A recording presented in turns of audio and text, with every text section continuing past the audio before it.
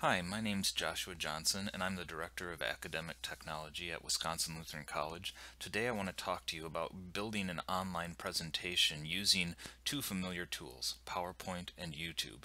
In fact, the very presentation that I'm making right now is being done through the process that I'm sharing with you at the end of this video.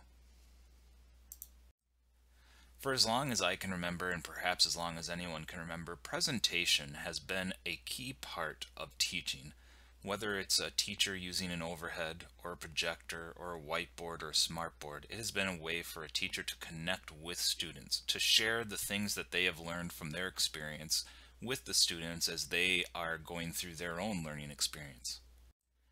Not only is it a way for teachers to present information, it's also a way for teachers to assess what students have learned and give the students a chance to share what they've learned with the rest of their classmates in a way that perhaps prepares them with some of the public speaking skills that they'll need as they move on into the rest of their adult life.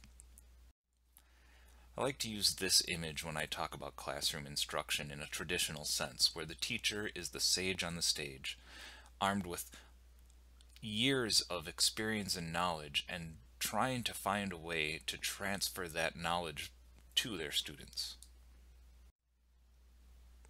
That's really changing in today's classrooms as we see more and more classrooms adopting a blended learning environment, taking some of the principles of online education and combining them with those face-to-face principles. The benefit of this is it allows students to have access to that same instruction from the teacher at any time and any place. A teacher can also use an online presentation in order to make that connection and maybe distill some of the more difficult concepts into bite-sized chunks for their students. There are a large number of online tools that exist to help teachers and students create online presentations, most notably VoiceThread and Prezi. I've chosen not to focus on them because while they do make these presentations possible, they really have their own unique individual uses. Instead, I chose PowerPoint because PowerPoint really has stood the test of time. When people talk about PowerPoints, they do it in the same way that people talk about Kleenexes. Really, there's many brands of tissue, but when you reach for one, most of the time people ask for a Kleenex. A PowerPoint is the same way. And really what's important is a good presentation. It doesn't matter what tool you're using to create that presentation, as long as you make a presentation that is visually appealing to the audience and conveys the message that you want to get across as cleanly as possible. One of the advantages of PowerPoint is that it really is the standard for presentation tools. What that means is that many of the tools that can create slideshows are forced to be able to read and understand what a PowerPoint file consists of. One of the disadvantages of PowerPoint has traditionally been sharing the presentation. It used to mean getting that file into the hands of your audience. While PowerPoint has created some useful tools that allow you to do this in a more streamlined way, we're going to take a look at doing this through YouTube.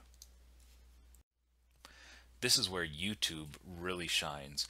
Once you have your PowerPoint exported to a video file, you'll be able to upload it to your own YouTube channel and then have the ability to share that video or that presentation with anyone very simply by copying and pasting a link.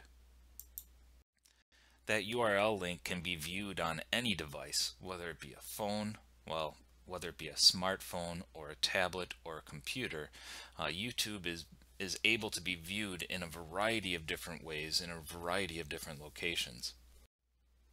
Another advantage of using YouTube is that you're creating a digital archive of your presentations that are available online and can be shared with other users quickly and easily. You'll be able to do this all by simply copying and pasting a URL.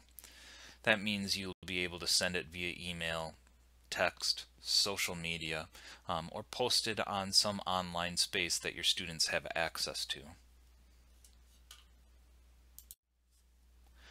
So let's take a look at how you can take your PowerPoint and export it in such a way that you'll be able to share that online via YouTube. First, you're going to need to export the PowerPoint. These pictures are taken in PowerPoint 2013, but the method is still the same if you go back a couple of different versions of Office. You're going to first have to go to the File menu, and instead of saving, you're going to export and choose Create a Video. The next screen is going to give you a few options, namely the quality or the size of the video. This is going to change the resolution, but it's also going to change how large the file is for uploading later. You'll be able to decide whether or not you want to have the recorded timings and narrations. Right now, I'm recording these narrations on each slide, and I would like you to be able to hear all of them. So that is set to use that, and then I'm going to click the Create Video button. It's going to ask me where I want to save that. I chose a location on my hard drive, and then you'll notice in the next screen it kind of takes you back, and this is blown up, but at the bottom of the next screen you're going to see a little status bar that shows you how far your video has gone through the exporting process. When that bar is all done, then your video is ready to go. Next, you're going to have to sign in or create a Google account. In order to do that, go to youtube.com. At the top right hand corner, click Sign In. If you have a Google account or a Gmail account, you'll sign in on that page. If not, click the Create Account button. You'll be able to create either a new Gmail address, or if you want to use your current email address as a Google account, you can do that as well.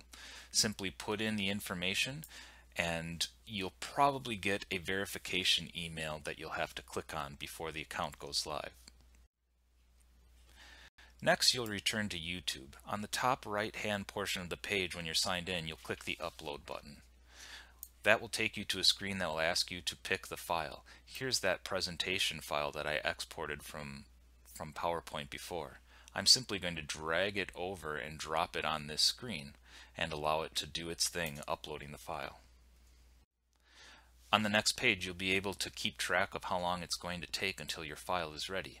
But while you wait, you can add things like a description and a title. You can also list the file as public, unlisted, or private. Public means anyone can view it. Private means only people with a YouTube account can view it, and they have to be logged in. I typically list mine as unlisted.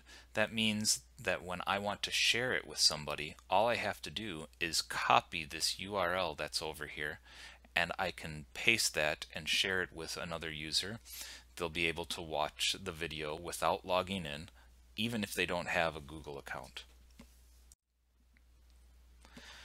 Also, when I want to go back and either delete the video, edit the name, or maybe make some enhancements or changes, I can go to YouTube, sign in, go to my channel, and above my user account and background image, there's a section called Video Manager.